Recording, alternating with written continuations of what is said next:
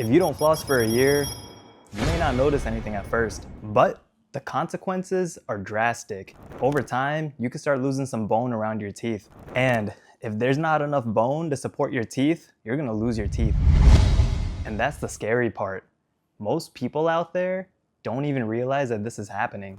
I see this all the time in clinic. Let me show you what's going on. Most people out there think that brushing your teeth is enough. You brush twice a day, your teeth feel clean, nothing hurts. But in reality, your toothbrush only cleans about 60% of your tooth surface. The other 40%, where your toothbrush can't reach, is actually in between your teeth and underneath the gums. That's where bacteria love to hang out, and that is where the whole problem starts. Every time you eat, food debris starts collecting in between your teeth and underneath your gums. Bacteria feed on that and form plaque, which is a soft, sticky film. Your toothbrush can't reach these areas effectively, so the bacteria and plaque just chill there. And the problem is that you're not even gonna feel this, and most of the time, you won't even realize it. So you assume everything is fine. But just because you don't feel anything doesn't mean that nothing's happening. As this continues, your gums start to react. They start to become inflamed, a process known as gingivitis. For a lot of people, this is when you notice bleeding while you brush, or swelling and redness along the gums. And this is important. Bleeding gums are not normal. They're common, but they're a sign that something is wrong. And this is another common misconception. A lot of people say that they stop flossing when they see bleeding because they think that they're making it worse. But in reality, it's just because they're not cleaning that area properly. And that's exactly why you need to be flossing consistently and gently. And how fast gingivitis happens depends on a lot of factors. Your hygiene, diet, genetics, medical history, and even things like smoking. If plaque keeps sitting on your teeth and is just chilling underneath the gums, over time, it can harden into tartar, also called calculus.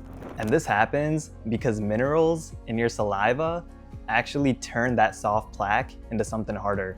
Tartar also creates a rough surface, which makes it even easier for more bacteria to stick. And the problem with tartar, you can't even remove that on your own anymore. Not with brushing, not with flossing, but you're gonna need a professional cleaning, which you should be getting every 6 months at the very least anyways. If this continues, it can progress from gingivitis to periodontitis. And now this just doesn't affect your gums, but now it's affecting the bone that are actually keeping the teeth in place. Your gums start pulling away from your teeth, forming deeper pockets. And those pockets now trap bacteria even further below the surface. At this point, bacteria is literally just eating away at your bone. And this is where things become harder to reverse. This process can literally lead to the breakdown of the bone that is supporting your teeth. And once you lose the bone and the support around your teeth, you're losing your teeth. Gum disease doesn't just affect the gums, but it affects the bone that's holding your teeth in place. And the crazy thing is that this whole process, it doesn't really hurt. You're not really waking up in pain. It's slow, it's quiet, so most people think that they're fine until a dentist points it out. Now the good news is that this is actually one of the most preventable problems in dentistry. Flossing literally takes less than a minute a day, and it removes the exact bacteria that your toothbrush misses. And by the way, most people out there are flossing wrong.